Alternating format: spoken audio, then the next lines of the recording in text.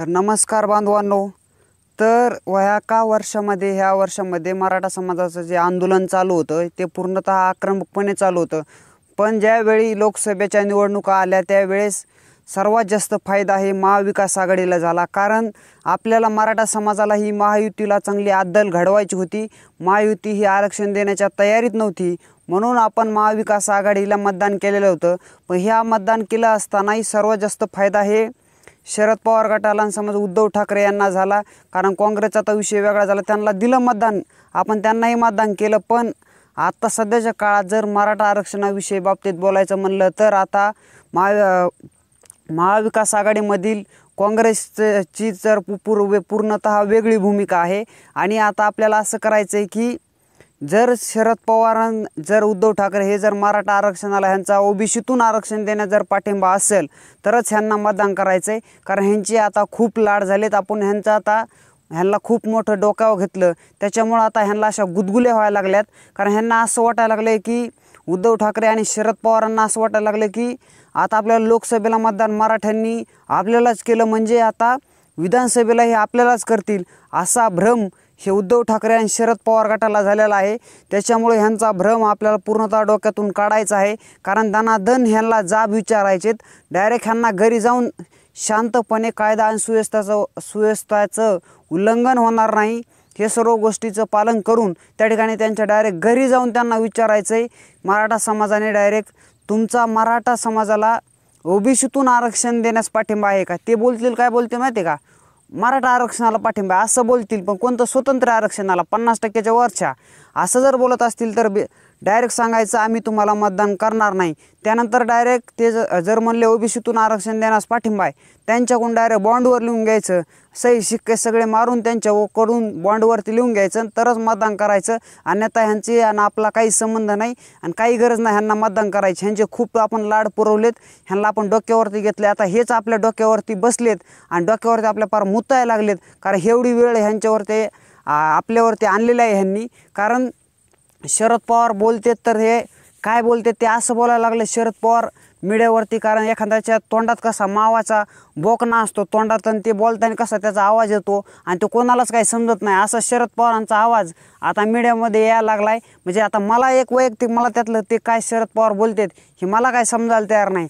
आणि जर असं एकंदरीत ते म्हणजे मीडियावरती काही पोस्ट आल्या की शरद पवारांचं असं मत आहे की आर्थिक निकषावरती मराठा समाजाला आरक्षण द्यावं। असले लाड शरद पवारांचे अजिबात मराठा समाजाने करायचे नाहीत। कारण शरद पवार तिकडं काही बोलू, आर्थिक निकष बोलू नाही तर काही बोलू, तिकडं तुम्ही तुमचं उद्योग बघा म्हणाव।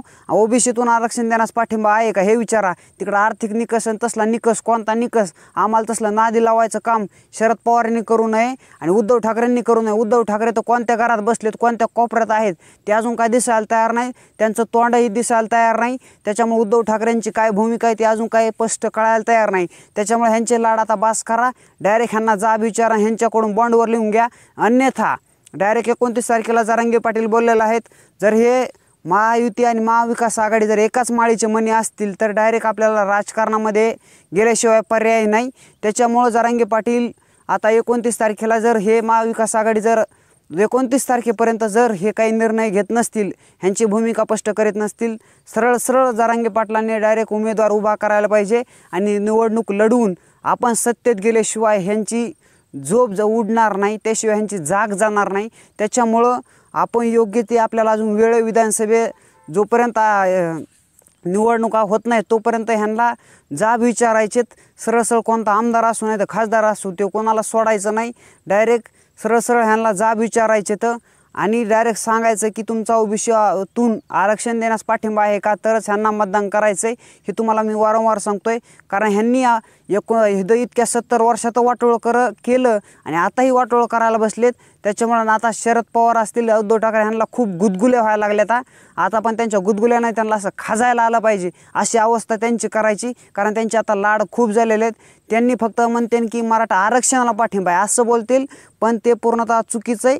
ओबीसीतून आरक्षणाला पाठिंबा आहे का असं त्यांच्याकडून बोलून घ्यायचं आहे, अन्यथा त्यांना मतदान करायचं नाही। कारण एकंदरीत वातावरण हे असं झालेलं आहे की लोकांना असं वाटायला लागले की एकंदरीत खेड्यापाड्यामध्ये की उद्धव ठाकरे आणि शरद पवार हे आपल्या बाजूने आहेत, मराठ्यांच्या बाजूने आहेत, ते आरक्षण द्यायला तयार आहेत, पण महायुती द्यायला तयार नाही, असं वातावरण खेड्यापाड्यात झालेलं आहे.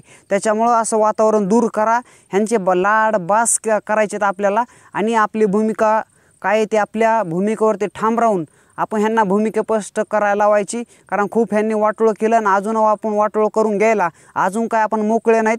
त्याच्यामुळे योग्यच वेळी आपण सावध व्हा आणि ह्यांच्यापासून सावध राहून आपण योग्य ती भूमिका जरांगे पाटलांना घेण्यासाठी भाग पाडा. कारण हे आपलं असंच वाटोळं करतील. इतकं वर्ष हे आपलं वाटोळं केलं. कारण म्हणते 1994ला शरद पवारांनी लय प्रयत्न केले, काय केले, आणि मागच्या वेळेस काय बोंबलत होते शरद पवार की ओबीसीतून आरक्षण देणं हे मला काही योग्य वाटत नाही, असं शरद पवार मागच्या वेळेस मीडियामध्ये बोलत होते. आणि मराठ्यांचं मतदान घ्यायला लय गोड लागतं काय, गिळायला मतदान मग चांगलं वाटतं तुम्हाला, मजा वाटते, गुदगुल्या होत्या, मग मजा वाटते, आनंद होतो तुम्हाला शरद पवार. आणि मराठ्यांचं आरक्षण म्हणलं की ओबीसीतून त्यांना देणं योग्य वाटत नाही. काय शरद पवार बोलता तुम्ही, इतक्या वर्ष आमचं वाटोळच केलं आणि अजून तुम्हाला वाटोळच करायचं आहे का? आणि जर असं शरद पवार वाटोळ्याच्या मार्गावर असतील तर शरद पवार गेले उडत आणि ते कोणती महाविकास आघाडी गेली उडत.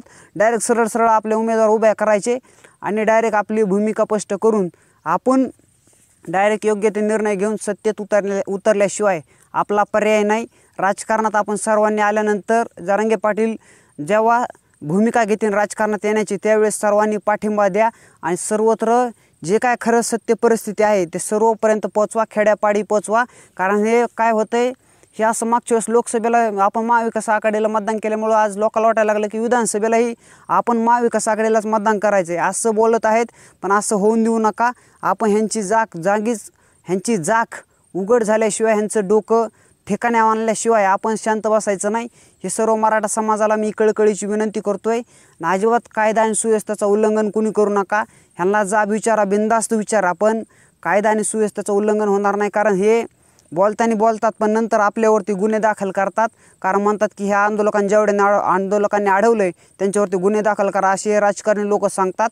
कारण आपण ह्यांना चांगलं जागेवरती आणायचं आहे, ह्यांना उठणीवरती आणायचं आहे. त्याच्यामुळं ह्यांना शांतपणे जाब विचारा आणि ह्यांचा राईट कार्यक्रम करा. त्याशिवाय हे शांत बसणार नाहीत. ह्यांना जरा त्याशिवाय हे जागेवरती येणार नाहीत.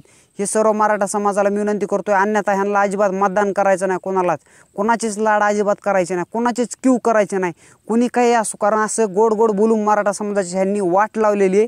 कारण ह्यांच्याकडे कुणबी प्रमाणपत्र आहेत, हे राजकारणी लोक आहेत नाही, ह्यांच्याकडे कुणबी प्रमाणपत्र आहेत. पण आपल्याला मराठा समाजाला आरक्षण पाहिजे म्हणलं की कुणबी प्रमाणपत्र द्यायचं म्हणतात योग्य वाटत नाही. खरं काय शरद पवारकडं सुद्धा कुणबी प्रमाणपत्र आहे, पण आता काय सांगतोय की ह्यांना आरक्षण देणं योग्य वाटत नाही ओबीसीतून. आणि तुला घ्यायला बरं वाटतं, तुला मजा वाटते वय, मग तिथं तुला भारी वाटतं की कुणबी प्रमाणपत्र घ्यायला ना, आम्हाला नको आहे काय? म्हणजे गोरगरिबाला इतक्या वर्ष मारण्यात आलं, गोरगरिबांचा छळ करण्यात आला, त्यांच्यावरती अन्याय करण्यात आला ना, अजूनही अन्यायच करा त्यांच्यावरती. 1994ला वाटोळं केलं, मराठा समाजाला ओबीसी प्रवर्गामधून वेगळं करण्यात आलं. कारण त्यावेळेस ओबीसी प्रवर्गातून मराठा समाजाला आरक्षण मिळत होतं, पण शरद पवारांनी वाट लावली.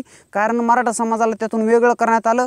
म्हणले की मराठा समाज हा मोठा भाऊ आहे, त्याच्यामुळं मोठ्या भावानेच आरक्षण घेतलं तर हे योग्य वाटणार नाही, असं शरद पवार बोलत होते.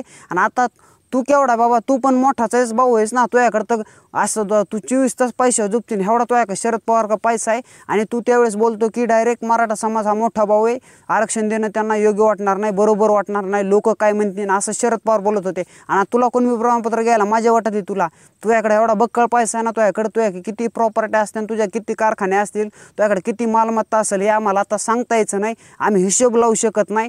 एवढा शरद पवारकडे प्रॉपर्टी आहे आणि त्यांच्याकडे कुणबी प्रमाणपत्र ह्यांच्याकडे आहेत सर्वांकडे. पण ह्यांना गरिबाला द्यायला ह्यांना लगेच फाशी येतात, ह्यांना मरई येते, ह्यांना काय म्हणावं लागेल आपण गावरान भाषेमध्ये, ह्यांना लगेच ह्यांची डोकेदुखी होती, लगेच ह्यांना बरोबर वाटत नाही, ह्यांच्या पोटात दुखतं ह्या लोकांच्या. आणि तुम्हाला स्वतःला कुणबी प्रमाणपत्र घ्यायला मजा वाटते ना, ह्यांनी चांगली वाट लावलेली आहे. आणि ह्यांना आता जागेवरती आणल्याशिवाय आपण शांत बसायचं नाही. हे सर्व मराठा समाजाला मी विनंती करतोय. कारण आमचा कुणाला विरोध नाही, ह्यांनी आमचं वाटोळं केलं म्हणून आम्हाला बोलण्याची वेळ आलेली आहे. आमचा कुणालाही बांध नाही ना, आमचा कुणालाही विरोध नाही. पण हे आम्हाला इतकं बोलायला लावतात, मुद्दामून आमचा छळ करतात, आमच्यावरती अन्याय करतात, म्हणून आम्हाला बोलण्याची वेळ ही आमच्यावरती आलेली आहे. अन्यथा आमचा कुणाची दुश्मन दावा नाही किंवा बांधाला बांध नाही. हे सर्व मराठा समाजाला मी सांगतोय की आपला कुणाची वैर नाही, दुश्मन नाही, पण आपल्याला हे लोक आपलं वाटोळं करतात म्हणून आपल्याला बोलण्याची वेळ आलेली आहे. आणि आपण वेळीच आपण सावध व्हा, तरच आपल्याला हे लोक आरक्षण देतील, अन्यथा देणार नाही. त्याच्यामुळं आपण सावधगिरी बाळगा. विधानसभा जवळ आले, त्याच्यासाठी योग्य ती तयारी करा. सर्व मराठा समाजाला मी विनंती करतो. इथंच थांबतो. जय हिंद, जय महाराष्ट्र, एक मराठा लाख मराठा.